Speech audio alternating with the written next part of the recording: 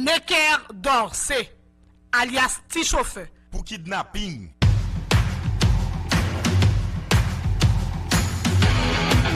Il aime le code. Il faut que la communication soit codée, mais de façon claire et transparente. La rigidité, c'est pas pour nous. Mon nom est Francis Parent-Valquette et vous écoutez le Sandro Show. Mais le plus important, c'est qu'il est bélier. Aujourd'hui, je ferai une petite pause de mon Money Mindset, même si j'avais dit que les 6 prochains épisodes seraient à propos de ça, pour discuter d'enjeux nationaux. Donc, en bref, je veux utiliser ma méga auditoire que j'ai pour passer un message clair. En fait, peut-être établir des règles. Donc, je ne sais pas si, comme moi, samedi dernier, tu as eu la chance de te faire réveiller par l'alerte Amber à 4h30 du matin. C'est assez brutal comme réveil. Et c'est là que j'ai réalisé comment que je suis chill dans la vie. Donc, ça s'est mis à sonner. Je me suis comme entrouvert les yeux. Puis je reconnaissais pas trop le son. Fait que j'étais comme... c'est-tu l'alarme de feu, ça? Qu'est-ce qu'il faut que je fasse? Faut-tu que je me lève? Puis, à côté de moi, était couchée ma douce et elle s'est mise à capoter. Wouah! Je pense que j'ai eu plus peur de ça. Bref, je sais pas ça a été quoi ton expérience samedi passé, mais ça réveille assez raide, surtout quand il y a quelqu'un à côté de toi qui crie. Puis là, ben, je me suis mis à penser à ça, tu sais, un petit peu les alertes Amber. Premièrement, moi, j'ai vu l'apparition de ça, ça fait pas si longtemps que ça fait peut-être une 20aine d'années qu'on a ça.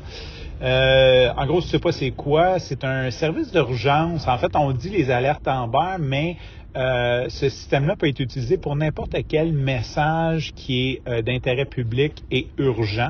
En gros, c'est comme une espèce de signal qui est envoyé, puis tous les téléphones, genre, se mettent à sonner en même temps avec un message texte que tu peux pas vraiment ignorer avec de l'information. Fait qu'on en a eu un pour l'alerte Amber qui nous a dit, en gros, qu'il y a une dame qui a kidnappé ses 2 enfants dans le coin de Trois-Rivières. C'est sûr que tu dors à Montréal, t'es comme « wow ». Première des choses, à chaque fois que je reçois une alerte Amber, je me dis, j'ai beaucoup d'empathie. Surtout, on va couper ça, là. Ça peut être pris hors contexte, mais quand je vois un nom de femme qui a kidnappé des enfants, je présume que c'est la mère. Généralement, bon, ça se peut que ça soit une gardienne mal intentionnée, mais généralement, tu sais, surtout quand ils connaissent le nom de la personne et tout, puis que c'est une femme, en général, je présume que c'est la mère. Puis j'ai beaucoup d'empathie parce que je me dis, en tant que société, on l'a échappé en tabarnak. Si t'es rendu au point de penser que la solution, c'est de kidnapper tes enfants, c'est parce que ça va pas bien dans ta vie. Probablement que tu as peur pour ta vie et celle de tes enfants. C'est probablement la raison pour laquelle que tu commets un geste comme ça. Puis je me dis, tu n'as tellement pas confiance au système ou le système t'a tellement rejeté, genre t'es allé à la police, puis la police a dit « Madame, on peut pas rien faire », après t'es allé voir un avocat, tu sais comme, puis là t'es rendu à la solution de dire genre « Je vais kidnapper mes enfants » quand tu sais, je sais pas si t'es conscient, t'analyses ou whatever, là, mais à peu près chaque alerte Amber, là, il retrouve le monde à peu près comme une demi-heure plus tard. Là, c'est quand même rare. Le taux de succès d'un kidnapping d'un parent est assez bas. Hein? J'ai l'impression que c'est assez bas. Là. Surtout aujourd'hui, avec la technologie, toutes les patentes qu'on a, comment qu'on est tracké. Tu sais, essaye de faire l'exercice là, de penser que tu voudrais disparaître. Tu sais, comme genre comme disparaître, là. Puis là, il n'y a pas personne qui te recherche. Là, tu sais, on va faire une espèce de scène. Là. Moi, là, Francis Parent-Valquette, il n'y a personne qui me recherche. Là. Puis je décide que je veux disparaître, genre je vais aller vivre ailleurs, je veux plus que personne me retrouve. Bonne chance.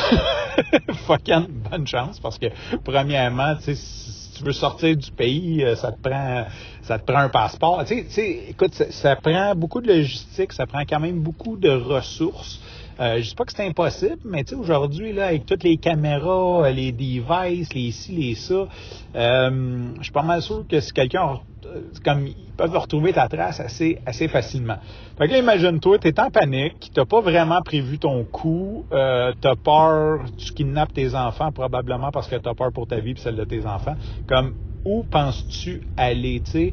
Puis tu dois être assez conscient qu'à peu près tout le monde qui fait ça se fait prendre, là, tu sais, c'est surtout quand l'alerte Amber est déclenchée.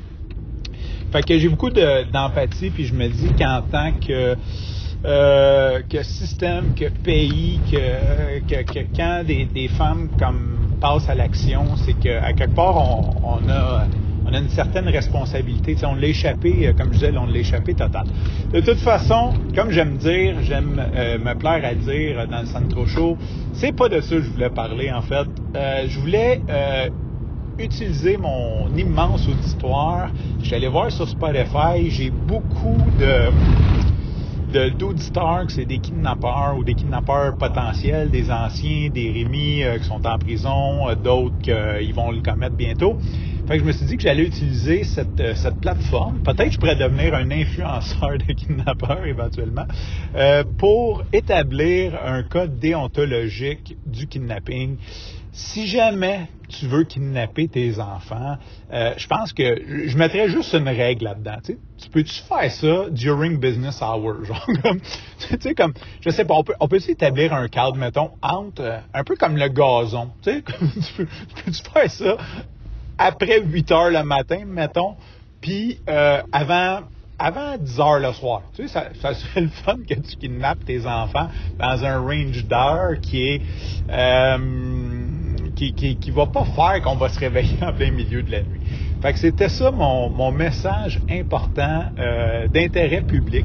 Fait que si jamais tu as des amis kidnappeurs ou que tu penses qu'ils peuvent être kidnappeurs, je t'invite fortement à partager l'épisode à ces gens-là, juste pour éviter qu'on se refasse réveiller à 4h30 du matin, un samedi matin. Sur ce, je te remercie pour ton écoute. Je te dis à demain et bye bye.